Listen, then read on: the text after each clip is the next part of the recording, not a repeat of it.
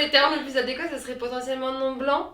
Parce que du coup, dans le terme racisé, on désigne pas la norme qui est la norme de la blanchité ou de la blancheur. Et du coup, tu serais racisé par rapport à quoi? Et du coup, c'est pas compris dans la terminologie du mot racisé. On dit quoi? C'est le nouveau format de B-Side dans lequel on mène des conversations avec des personnes concernées sur des sujets qui nous touchent ou qui les touchent.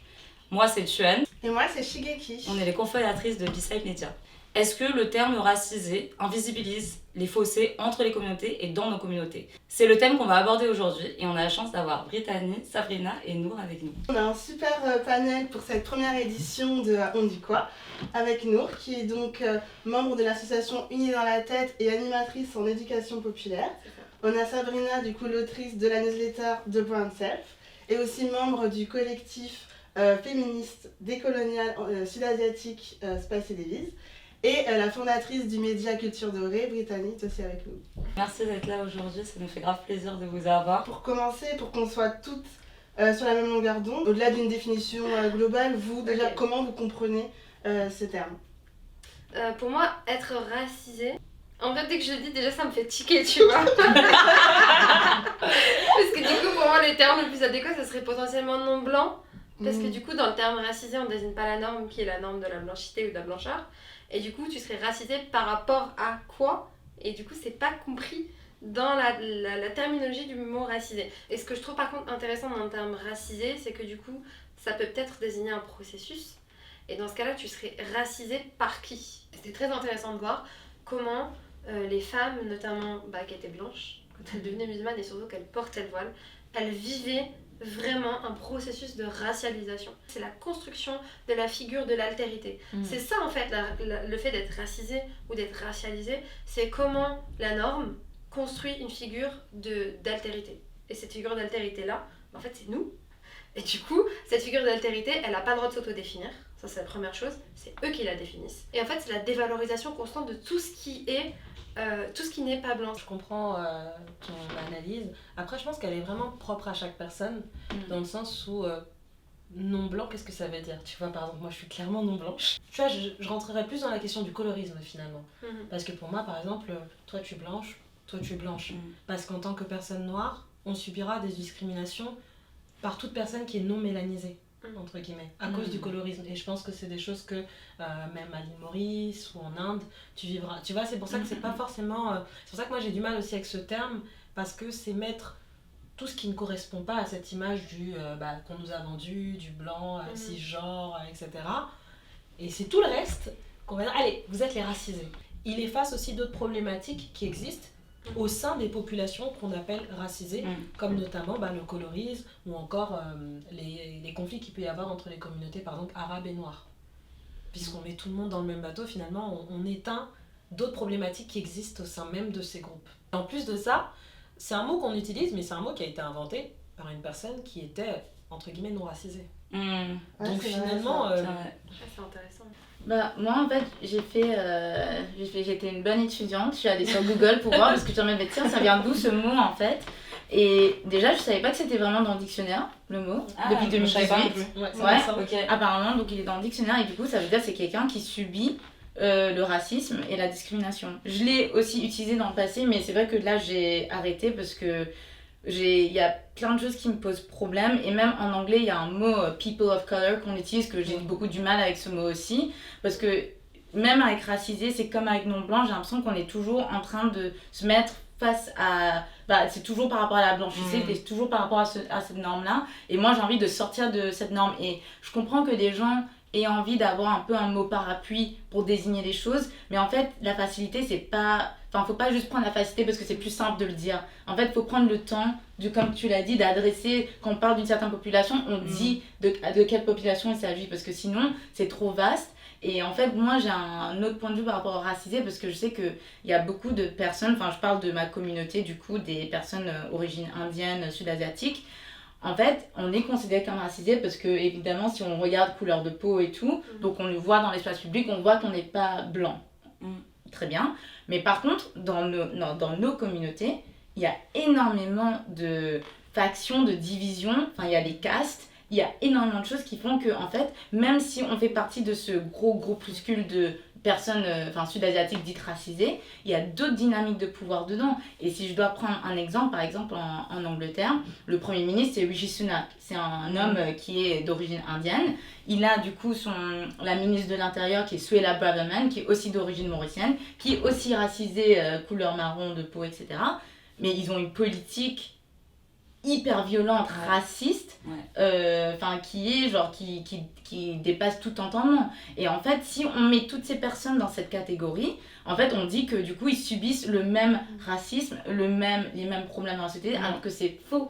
Et donc, du coup, c'est pour ça, ok, ça va prendre plus de temps à parler, mais on a le temps. Et il faut prendre ce temps pour dire les bons termes. Parce que sinon, nos propos vont se noyer dans la masse, on ne va pas avoir l'effet qu'on souhaite. Et surtout, notre message va être accaparé par des personnes qui ne sont pas du tout concernées par ça. C'est hyper intéressant parce que moi, je l'utilise quand même assez régulièrement.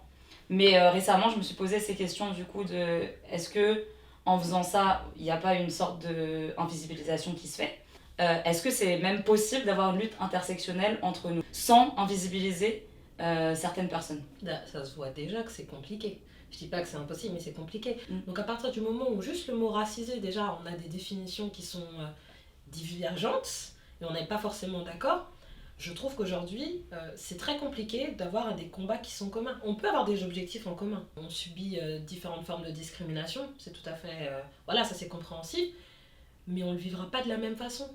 C'est très compliqué, parce que je pense même l'utilisation de certains termes, c'est pas pour entrer dans les sémantiques et tout, mais tu vois, genre par exemple le mot intersectionnel, moi j'ai beaucoup de mal avec le mot, parce que ça a été complètement accaparé par le mainstream, par ne serait-ce que des féministes blancs et tout, blanches qui l'utilisent, et même maintenant j'ai l'impression que ça a été complètement... il n'y a plus de sens à ce terme, alors qu'à la base c'était un terme pour les femmes noires, pour les féministes noires, pour justement adresser le fait qu'elles étaient femmes, qu'elles étaient noires à l'intersection de leurs identités. Et sauf que du coup, ça a été complètement... je vois des féministes qui sont pas noires et qui l'utilisent pour à leur propre fin. Mais je pense que c'est hyper important de savoir qui on est, où on se situe, où on se positionne. Et c'est que comme ça qu'on peut parler de certains sujets en tant que concerné et non concerné. Et je suis d'accord avec toi dans le sens il faut savoir sa place quand on est là en mode soutien ou quand on est là pour défendre sa cause. Mais on ne peut pas mélanger tous les deux parce que sinon on peut tomber dans le piège de prendre l'espace à une autre communauté et on peut le faire entre personnes racisées. Du coup, et les gens le font aussi. Et c'est pour ça, moi j'aimerais que la convergence des luttes existe, j'aimerais bien qu'elle ait lieu, mais tu vois, on voit que c'est très compliqué, même au sein si on essaie de réduire le scope aux communautés asiatiques. Il y a eu... C'est ce que j'allais dire. C'est très compliqué, tu vois, parce que du coup, t'as asiatique, mais du coup, t'as aussi... Dans asiatique, t'as Asie Sud-Est, exactement, t'as les Iraniens, t'as les Afghans, tu vois, t'as plein de choses, et ça veut dire quoi, en fait, les Arméniennes, et du coup, c'est pas que l'Asie du Sud-Est et de l'Est, mais je pense qu'il y a déjà tellement de taf à faire dans nos propres communautés, que faire ça, et en parallèle, convergence des luttes, on est fatigué quoi. Je vois très bien déjà que même au sein des communautés sud-est asiatiques et est asiatiques, on a plein de taf à faire. Après, quand on essaie d'inclure la communauté sud-asiatique, on voit les différentes dynamiques de domination qui existent. C'est ancré dans l'histoire même, parce que de toute façon, dans l'histoire de notre continent, il y a eu des dominations qui ont existé pendant longtemps, il y a de la colonisation, il y a toutes ces choses-là qui existent depuis toujours. Donc, c'est ancré dans nos histoires aussi. Et je trouve que l'intersectionnalité comme outil d'analyse, il est important parce que justement, il permet de révéler des situations extrêmement précises et très fines. C'est ça que je trouve intéressant. Parce que pour moi, l'intersectionnalité, c'est justement l'idée qu'on remet au centre des personnes qui vont être potentiellement multiminorisées, où il y a à minima 3 choses, classe, race et genre. Parce qu'en fait, s'il n'y a pas la classe, la race et le genre, en fait, t'es pas dans une logique d'intersectionnalité, t'es multiminorisé. Ce qui n'est pas exactement la même chose. Si on traite les problématiques des personnes qui sont à la marge, en réalité on traite les problématiques de tout le monde. Puisque c'est celles qui subissent le plus de violence finalement. Au point où on en est aujourd'hui, il y aura toujours des logiques de pouvoir dans les luttes en fait. Ça fait partie du fonctionnement même de nos luttes. Moi par exemple, je suis une femme arabe, je suis claire de peau. S'il y a une femme arabe qui est plus foncée que moi, elle va forcément vivre des choses que moi je ne comprendrai jamais. C'est pas parce qu'on n'est pas blanc ou qu'on subit le racisme qu'il n'y a pas de logique de concurrence entre nous, que nous-mêmes on porte pas le racisme aussi. Mais dans le monde nord-africain, la négrophobie elle est vraiment très ancrée. Et donc nier ces faits-là, en réalité, c'est aller contre tout principe militant pour moi. Puisque l'objectif du militantisme, peut-être qu'on ne réussira pas à faire disparaître les violences, mais l'objectif c'est de les réduire, l'objectif c'est de les adresser. Mais je suis d'accord par contre quand tu disais qu'au final, en fait on est un peu des îlots, on cohabite, on est un peu dans la même merde, mais on est un peu à côté les uns les autres comme ça, on essaye de trouver des solutions à nos propres problématiques qui sont très personnalisées en réalité.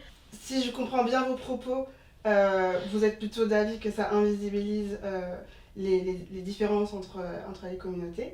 Est-ce que la priorité c'est plus de se rassembler pour lutter contre cette domination de la suprématie blanche, ou c'est plus efficace en fait dans notre lutte de lutter contre les problématiques de nos propres communautés en fait? Nos petits problèmes, le fait de ne pas les traiter, font qu'au niveau de notre estime personnelle, on est beaucoup plus bas et qu'on est persuadé que l'homme occidental blanc est supérieur. Et donc du coup on se dit, c'est lui mon gros problème. Mais je me dis, je m'éduque de telle façon à ce que les enfants que je vais avoir, mes neveux et nièces, mon entourage, ne reproduisent pas les mêmes choses. Et à partir de ce moment-là, si par exemple moi je m'éduque, toi t'éduques tes enfants plus tard, toi t'éduques tes enfants plus tard, la prochaine génération, on sait que voilà, déjà il y a des problématiques qu'on n'aura plus. Parce que la vraie chose que nous on veut, c'est pas la diversité, c'est la justice sociale. C'est pas parce qu'il y a plus de noirs dans les publicités que ça veut dire que je vais trouver plus facilement un appartement ou du travail.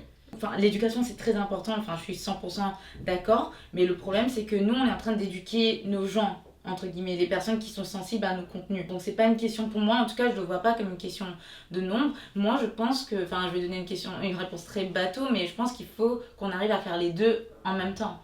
Il faut qu'on arrive à du coup faire front face à une justice qui est, une justice, une société, un État qui est raciste. On prend le sujet de réforme des retraites vu que c'est d'actualité aujourd'hui. C'est très important de faire un front contre quelque chose qui va tous nous affecter parce que le travail, le capitalisme tue. Mais dans ce groupe qui est contre la réforme, tu vois aussi que le capitalisme tue différemment selon qui tu es. Et c'est là qu'il faut adresser, et c'est pour ça que du coup ces autres sujets qu'on a dans nos communautés doivent aussi avoir lieu en même temps. L'oppression entre guillemets aujourd'hui c'est la même, donc forcément il faut qu'on fasse des choses ensemble, mais on revient toujours au même problème de mettre tout le monde dans le même sac.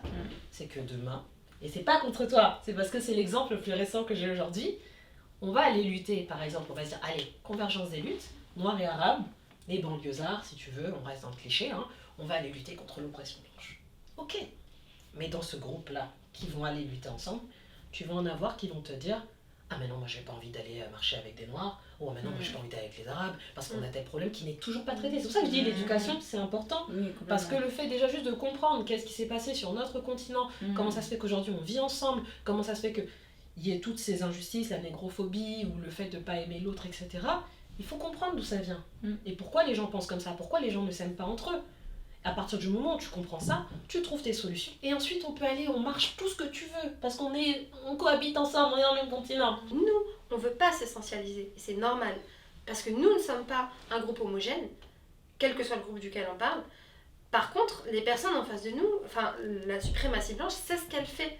Elle essentialise les groupes qu'elle minorise parce que ça lui permet de nous ranger dans des petites cases et justement, comme tu dis, de nous réduire.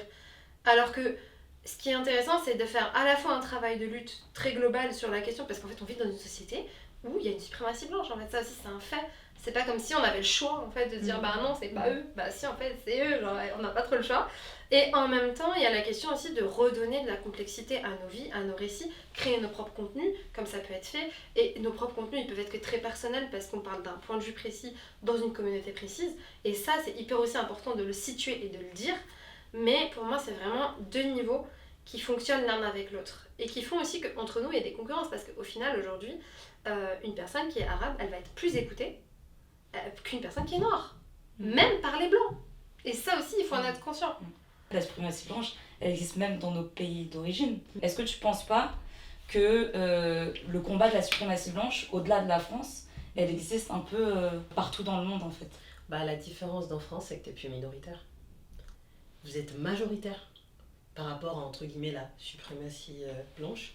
Mais je t'avoue qu'aujourd'hui, si tous les descendants d'immigrés là, ont retourné chez nous, je t'assure qu'on serait un levier de force. Parce que tu pars avec des personnes qui sont davantage conscientisées. sur ces problématiques, qui arrive à analyser les injustices, le colorisme, etc.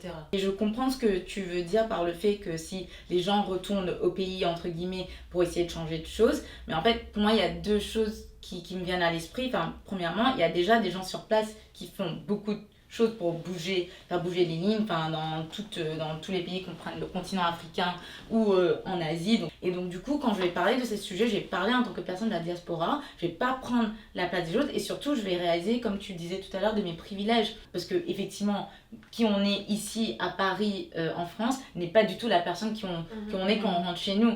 Et je pense que, on serait d'accord pour dire que pour les personnes autour, quand on rentre dans le pays d'origine, on a plus de privilèges qu'on en a ici.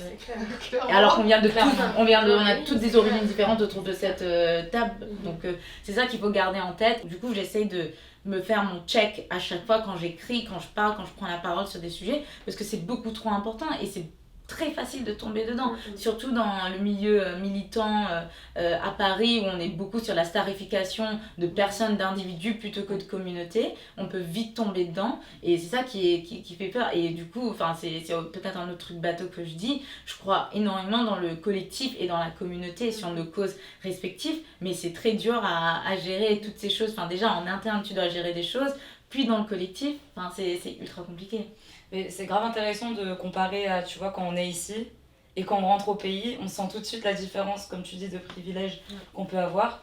Déjà, moi, je considère que je suis une personne racisée en France, mais j'en suis pas une au Vietnam, déjà. Tu vois, parce que je ne subis pas le racisme au Vietnam. Donc déjà, à partir de là, tu n'es plus une personne racisée selon où tu es dans ce monde, en fait. Pour moi, ça pose vraiment ces questions nord-sud où, en fait, pour moi, nous, personnes qui avons grandi ici, qui avons la nationalité des pays européens, en fait, nous, on est des occidentaux.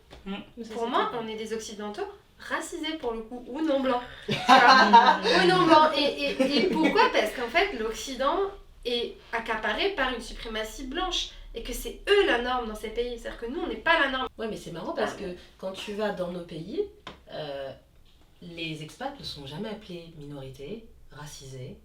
C'est que ici en fait. Parce qu'ils sont privilégiés. Ouais, mais c'est ça justement, c'est un des problèmes. Pourtant ils sont minoritaires, mais ça les gens n'ont pas conscience de l'impact psychologique que ça peut avoir. Tout comme l'utilisation des mots qu'on utilise. Les gens se disent ah mais c'est juste un simple mot, vous êtes relou. Mais en fait on se rend pas compte des conséquences drastiques, des conséquences incroyables que ça a au niveau de notre identité. Et moi c'est pour ça que ce terme là pour moi déjà il n'est pas assez défini. On n'est pas chiant pour rien, c'est qu'en fait ces mots ont un impact dans notre identité, dans notre vision des choses. Avant de m'appeler racisé on m'appelait minorité, avant de m'appeler minorité on m'appelait issu d'immigration. Pour d'autres populations je peux comprendre que ça leur permet aussi d'être visibles, mais pour nous de notre point de vue c'est juste un mot en plus qui change rien, c'est juste pour nous rajouter dans une autre dèche. Pardon. Mais c'est un fait. On arrive à la fin de cette vidéo. Donnez-nous votre avis en commentaire. Déjà, est-ce que vous utilisez le terme racisé ? Est-ce que vous pensez que ça invisibilise les différences entre les communautés ou au sein même des communautés ? Et si vous avez aimé cette vidéo, n'oubliez pas de liker et de vous abonner à la chaîne Bisai Media.